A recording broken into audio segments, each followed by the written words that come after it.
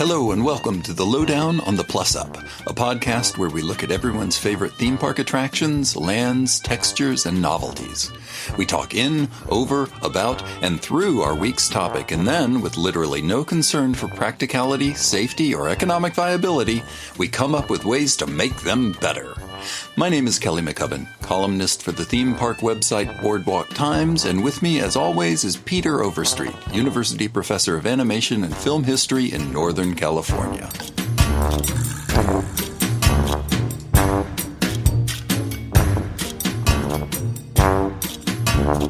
Hey, Pete. Yeah. What are we talking about on this little mini short-episode? Well, this little mini short-episode, which is being recorded on Friday, August 21st, we've just come out of a big push for Disney fans out there of D23. Yeah, D23. And all of the announcements that came along with it. Yeah. So last week, Disney had a whole bunch of stuff to unload upon us. Yeah, and you know and we're really only talking about the theme park announcements here, but the tenor of what they were doing, I liked. Sure. I mean, the show was terrible, but sorry, Neil Patrick Harris, is not your fault. No, you're fine. You are fine. But what they seem to be doing is catering to, I don't want to say they're catering to fans. It seems to be that they're starting to say, we actually do need to fix some of these things that have been around for a long time. And I'm glad for that. And I think that there's a couple of reasons for it. Sure. One is that they can say whatever they want to. They don't actually have to do it. But I think they intend to. I do. The other one is that they put out theme park numbers recently. Yeah. And Universal, their numbers were not good. Universal's struggling. Yep. I mean, they'll be fine, but they're not doing well now. And, international travel. Let's put it this way. The stakeholders are not happy at the moment. That's right. Yeah. And the international travel, not great. The Florida parks depend on international travel. Tough. Disney put out their theme park numbers, and they had a miraculous increase. Wow. I heard Len Testa talking about this recently, and he said if Disney increased the numbers by 1%, their attendance numbers by 1%, that would be great. If they increased it by 2%, that would be astonishing. Okay. They increased it by 3%. Whoa. And there's a couple of reasons for this. One is that they've been just giving amazing price breaks. I mean, they've just been slashing prices. And it brings people in. Yep. The other one, and don't get mad at me, people, I'm not supporting this, but this is partially what happened. They reworked the DAS rules, the Disability Access Service rules. What they did is not good. No. But it did change some things at the park that made it easier to manage crowds. Yeah. That's a byproduct of a bad thing. So don't come at me. Sure. So there was a couple of things that really helped them. And what this means is that they've got a little wiggle room. Okay.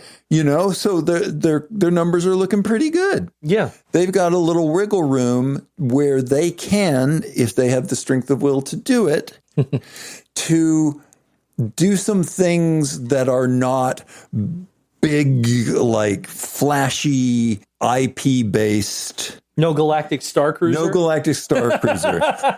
No. And there's some stuff down the road that they're looking at. But they don't have to, not every move has to be a stock price bump right now. Sure. Because they've got a little bit of a cushion. Okay. Keeping that in mind, they made some announcements that they were going to fix some long-term stuff that people have been asking them to fix. Like an Expedition Everest. Yeah. They are going to finally fix the broken Yeti. Yeah, no more Disco Yeti. Yeah. This is interesting because when Joe Rohde was asked about this later, he was like, I don't know how they're going to do that. But I think they're going to put a huge amount of earrings on it. I'm sorry. Sorry, on Joe. a turntable. Sorry. So I don't think they're going to fix the Yeti. I think they're going to replace the Yeti. The Yeti is bolted into the mountain. Yeah. Basically, there's a spire that he's attached onto, and that's touching the mountain. And the problem is when they built that animatronic, those kinds of things were much, much heavier. And the torque when he moved was literally causing the metal to shear. Right. In the mountain. Right. Not him, the mountain. Right. So this was the problem. You couldn't fix it without disassembling Expedition Everest. My guess is that at this point, and I would not be surprised if they call up Garner Holt to do this, or have called up, they're going to replace the Yeti. They're going to just saw him off and put a new lighter weight animatronic in there that does the same things. Because it's much later and we can do that now. That's what I think is going to happen, but I'm glad they're doing it. Me too. Yeah. I especially expect them to, do a rear projection effect where he's looking at a doubloon and he goes, and he freezes while you go past him really fast. He turns into a Bumble. Yeah. Bumbles bounce. Yeah. So I think that's great. They announced that they're bringing Dreamfinder back to Journey into Imagination. That's cool. That's great. I mean, it's light on details. Like, are they going to redo the whole ride? Because they need to. Oh, big time. Yeah, it's a mess. Yeah. But I love the idea. And, that's not a stockholder head turning move. We just need to fix some core stuff here. Spaceship Earth, they're going to have more stuff added to it. Yeah. They're more Mesopotamians and a lot less Renaissance artists. It'll be great.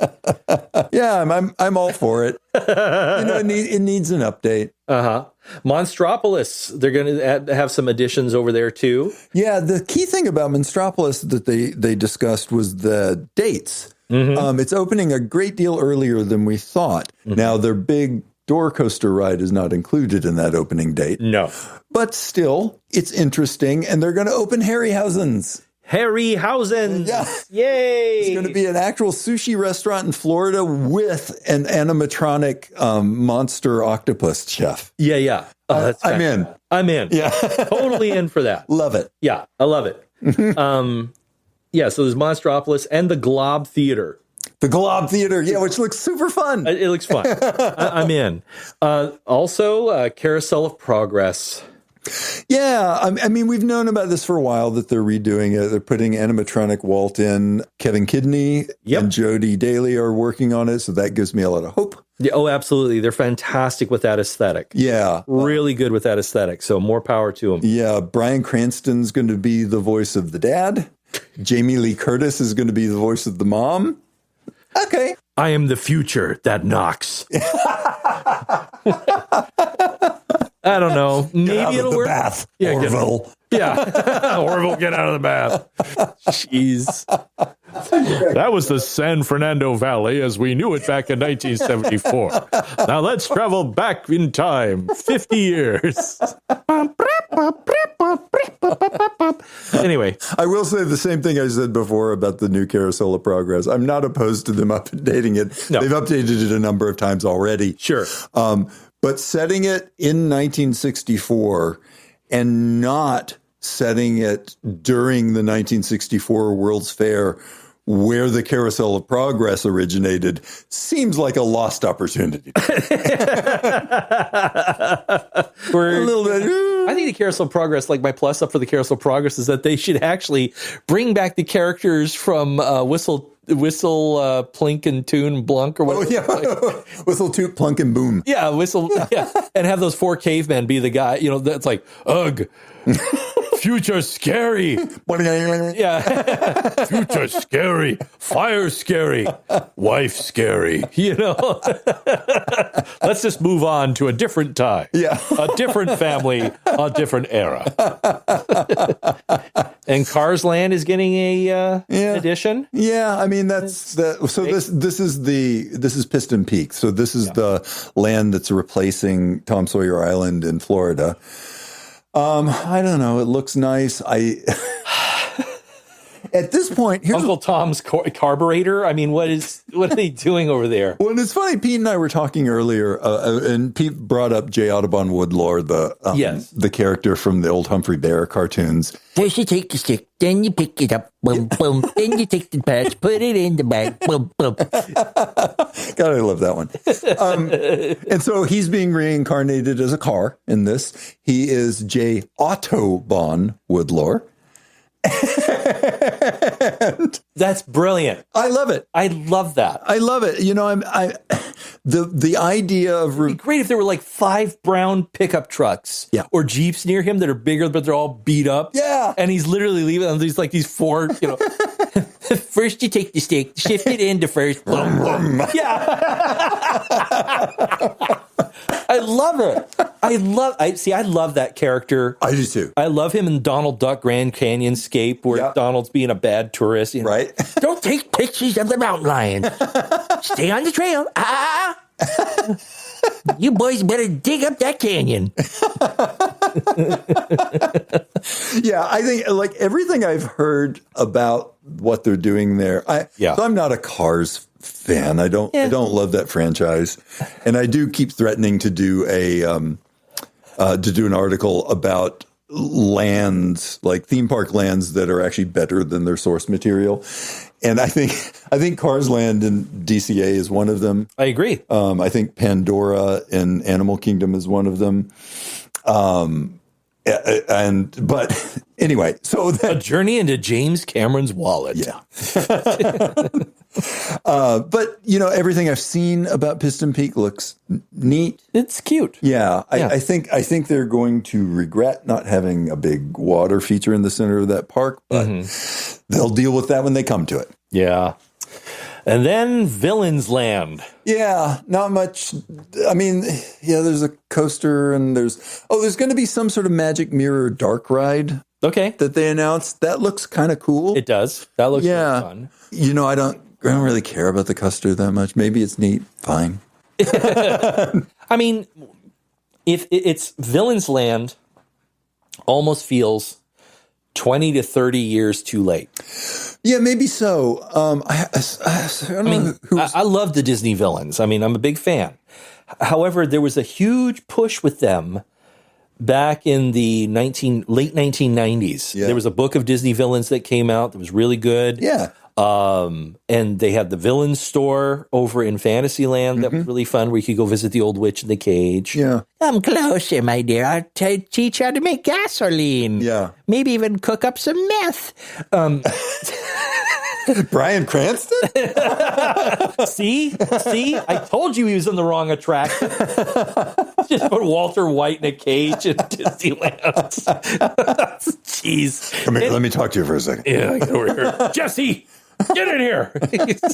Jesse's like a little goblin over in Sleepy Beauty's castle. Sorry, folks. Sorry, Disney. We had a total left turn there. But anyway, but I do love the notion of it. I do too. But it smells so strongly, almost like a giant pumpkin spice candle. Yeah. Of the rivalry between Universal and Disney. Oh, absolutely. I mean, it feels like their dark universe. Oh, yeah. Well, it's the back and forth flip, right? Where like Universal, like, well, Disney, we came up with Star Wars. Like, oh, well, we have Harry Potter. Right. Oh, well, we have Villains Land. Oh, well, we have, and it's like, and we have Universal Monsters, and we have and it's like, guys, calm your egos, and just make a single attraction that's fun. Yeah, and I think Universal has done that, and I'm hoping that Disney will do that here. I like the idea a lot. I think it's a really good idea. Sure. It's interesting to me because it signals to me a few things. Disney movies have been light on villains in the last few decades. Good villains. Yeah, really evil, like scary villains. Oh, yeah. That, villains tend to be kind of misunderstood things, or sometimes it's just, it was me all along. Well, or it's the character against nature or something like that. Right. And that's fine. Those can be interesting, but they haven't seemed that interested in villains kind of since the Hercules. Yeah. Really. Yeah. In the 80s was kind of like the last great Yeah. Disney villain, really. Yeah. I mean, Dr. Facilier is interesting. I like him. Yeah. But for the most part, no. And so it's interesting to me that they might be really interested in this focus on let's get back into the bad guys. Sure. And I want to know if it's going to be scary. Yeah. Yeah. Mm-hmm. I mean, it's hard to tell with how far they want to push things. Yeah. We talked about this during lunch. Disney owns the Rocky Horror Picture Show. Yeah.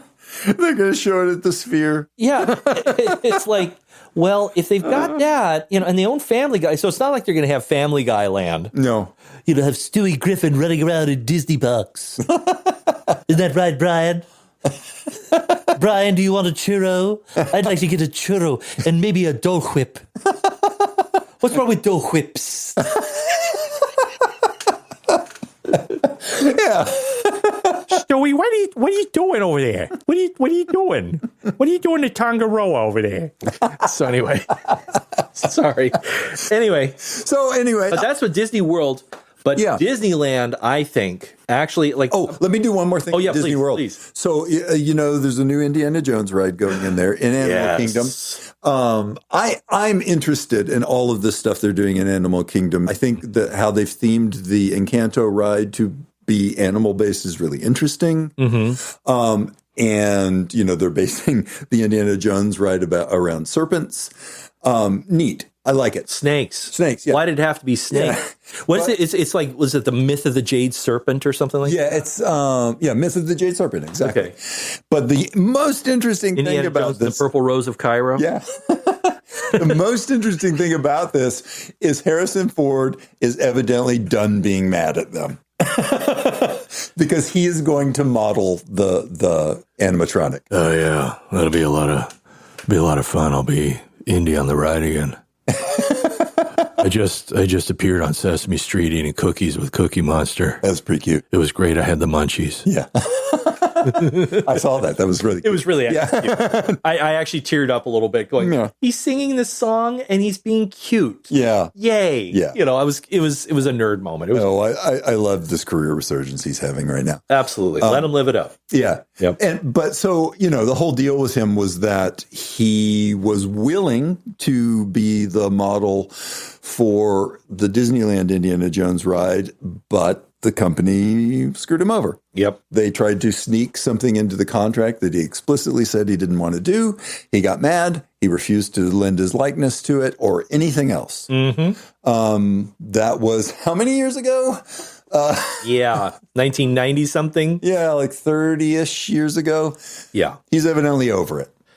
Or the fact that Disney owns every franchise he could ever possibly work in. I know. Star Wars, Indiana Jones, Marvel. He's got it all. Like, the only thing they don't own is Mosquito Coast. Well, he's the thing that he's getting nominated for awards right now, Shrinking, is on Apple, so they don't have anything to do with that. Okay, well, that's good. Yeah. Okay, I'll go with that.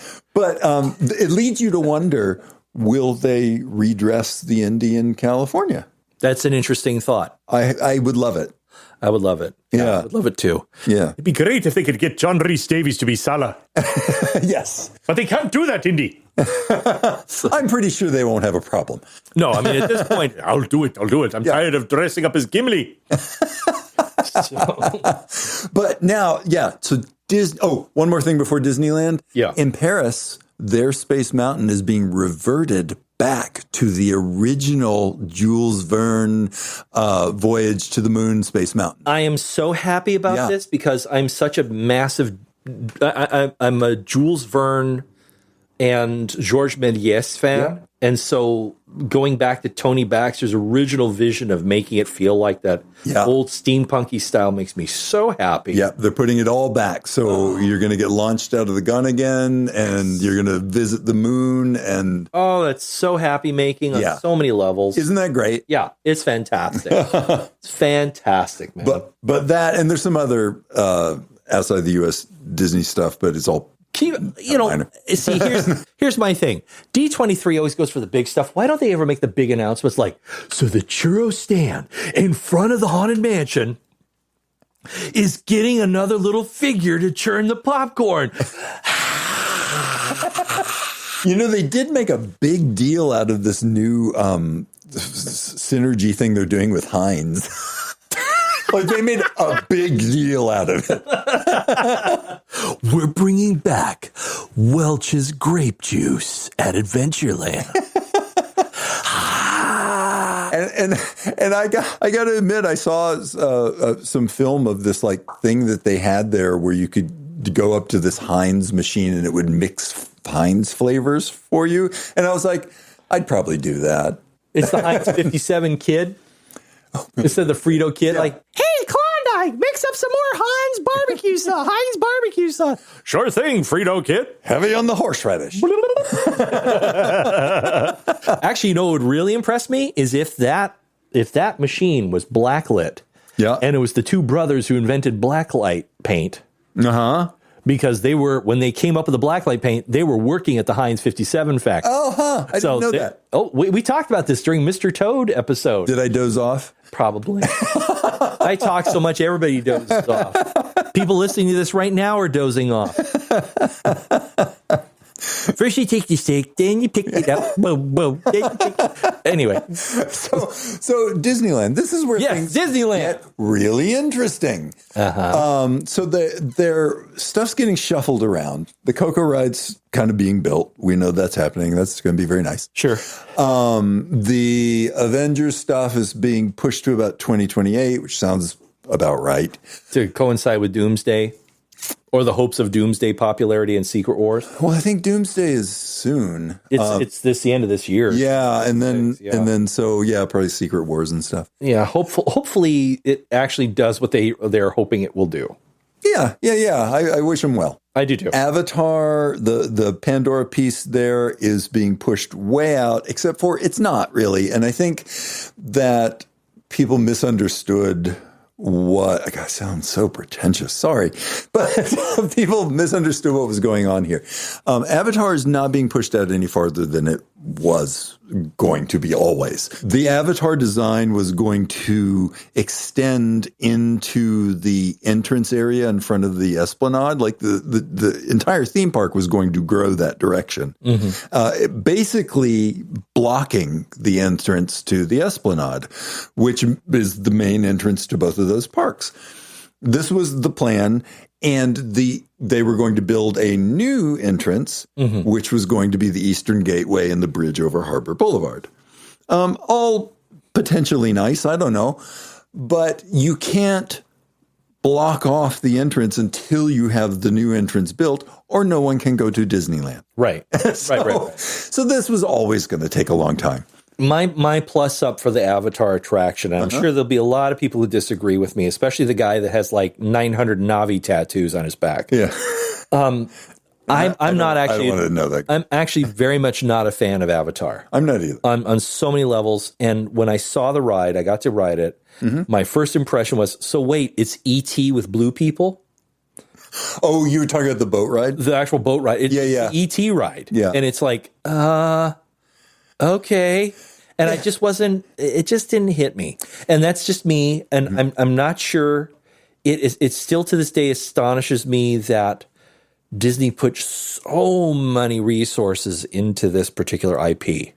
It's the other ride, though. It's Flight of Passage. That's the great one. The dragon breathing. No, I get it. Yeah, but still, I wasn't impressed. Yeah, that's me. I love that one. The boat ride, I could take or leave, but I think the design of the land is beautiful. Oh, the environment. Joe Rohde did an amazing job of heading up the environment. I will not slam into that at all. That's beautiful work. That said, I think what's going on with the Disney version of this is, so the last Avatar movie made about $750 million, which ain't chump change. No. But it was significantly less than the previous two.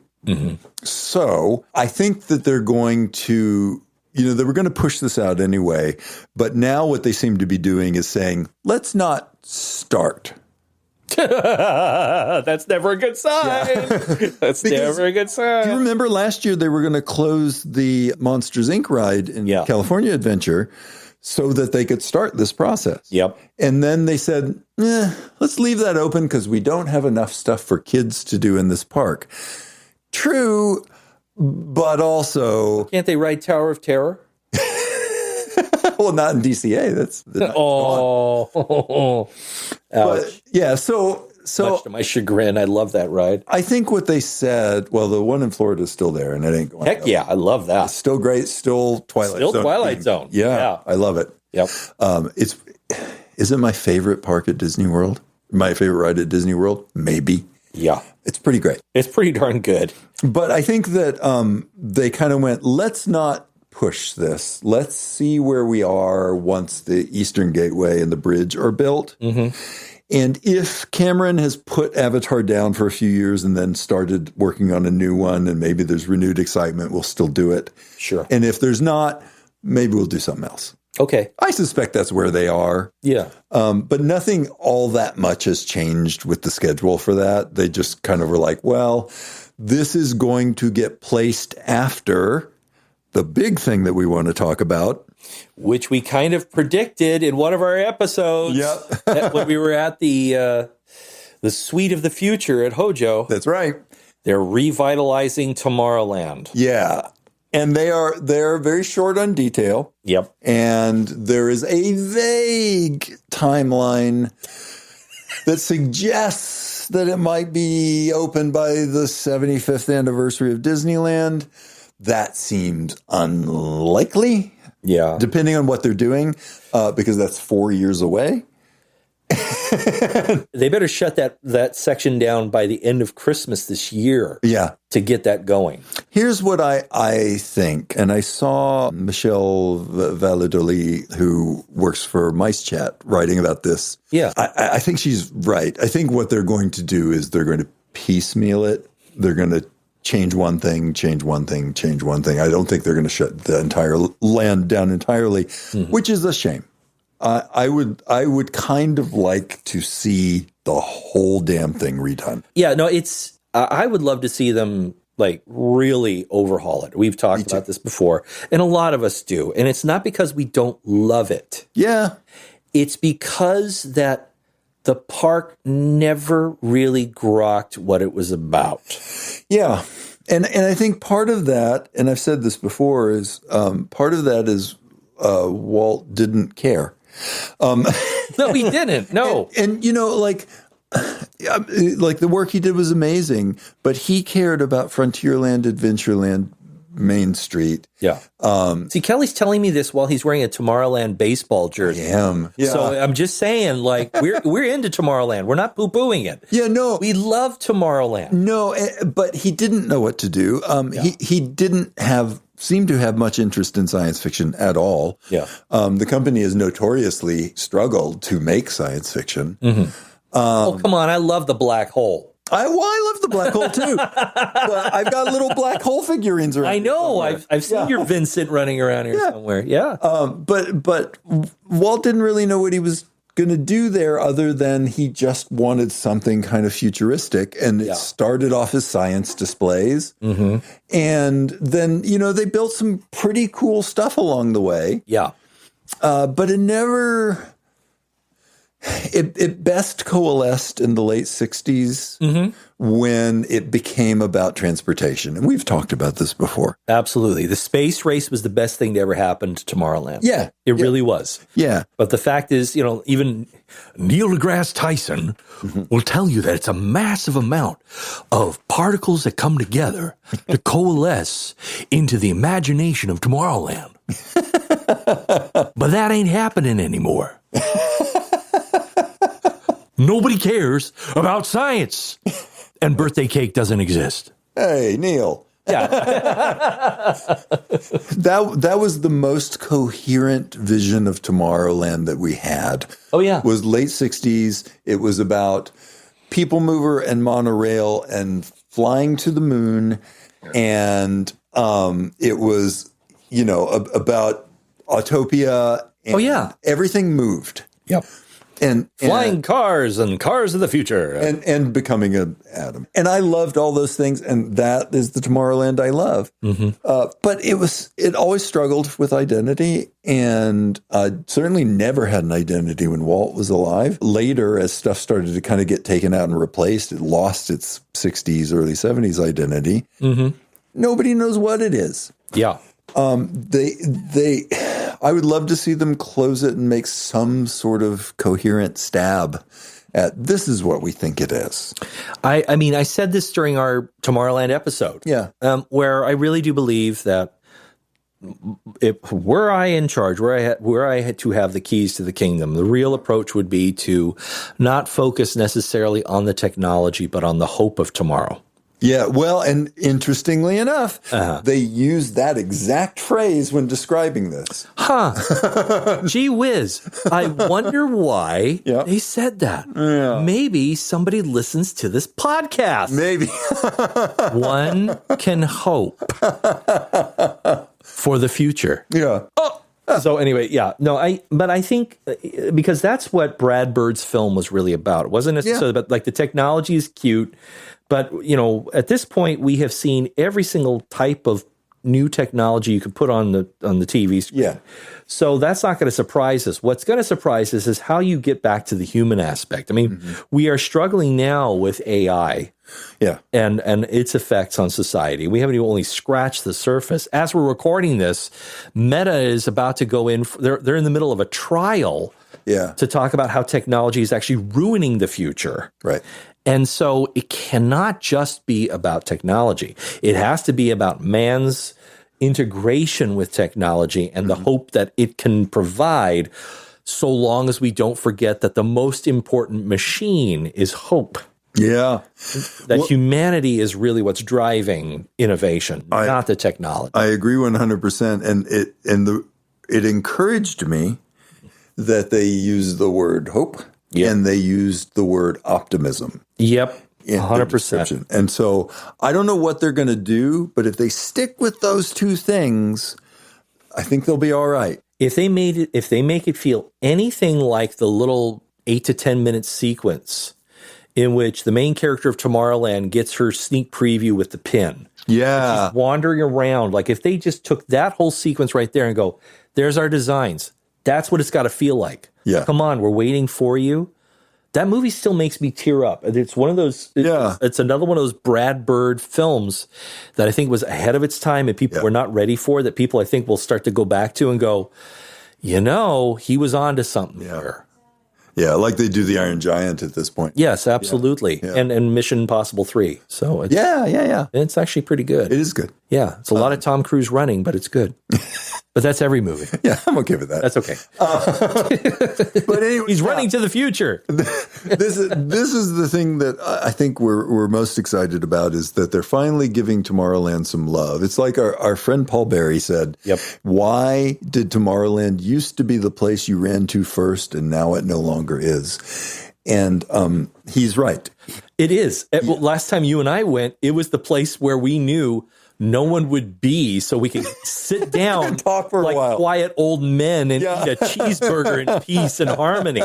Literally, and where we were standing was where we sat down was right next to the platform that used to come up and rock bands would come out of. Yeah, nothing's going on. Like it was so dead. It was like, what's the deadest part of the park? Either that little de-stimming corner over in Toontown, or all of Tomorrowland. Yeah, right.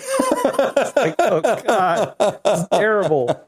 Yeah, and I mean, if it were me, I'd take everything out except Space Mountain, and that doesn't mean that I don't love Star Tours. I do. It just it's working against what you're trying to do. Yes. Yeah. Well, I mean, at that point, you could actually move it. Yeah. Like you have the wherewithal and create an addition to Galaxy's Edge. Yeah. Actually put Star Tours in where they had an unplanned Bantha ride or whatever. Right, and they've converted that area to be an original trilogy area now. Yes. So go ahead. Make it all Star Wars. Get Star Wars out of Tomorrowland. It's not that it didn't serve its purpose back then, but it's got its own land now. Now you can keep it pure and be about Tomorrowland and bring Brad Bird back.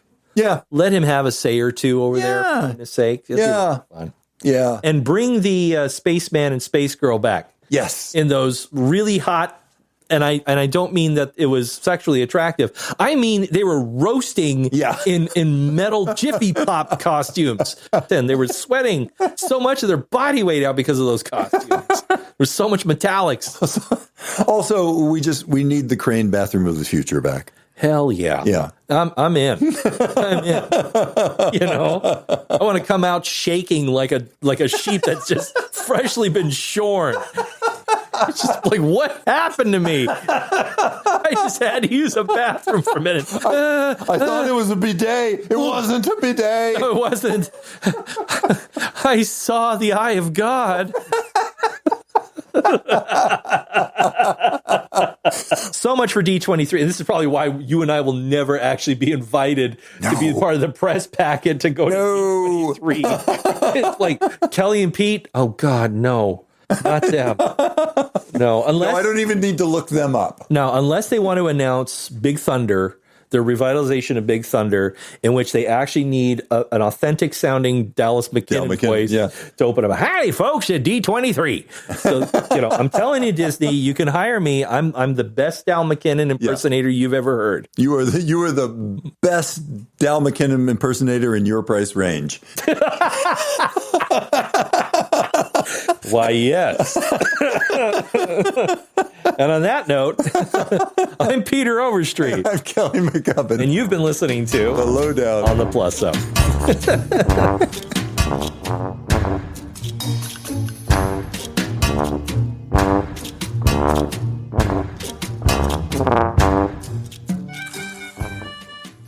We hope you've enjoyed this episode of The Lowdown on the Plus Up. If you have, please tell your friends where you found us. And if you haven't, we can pretend this never happened and need not speak of it again. For a lot more thoughts on theme parks and related stuff, check out my writing for Boardwalk Times at boardwalktimes.net. Feel free to reach out to Pete and I on our Lowdown on the Plus Up Facebook group, or send us a message directly at comments@lowdown-plus-up.com. We really want to hear about how you'd plus these attractions up and read some of your ideas on the show. Our theme music is Goblin, Tinker, Soldier, Spy by Kevin MacLeod at incompetech.com. We'll have a new episode out real soon. Why? Because we like you.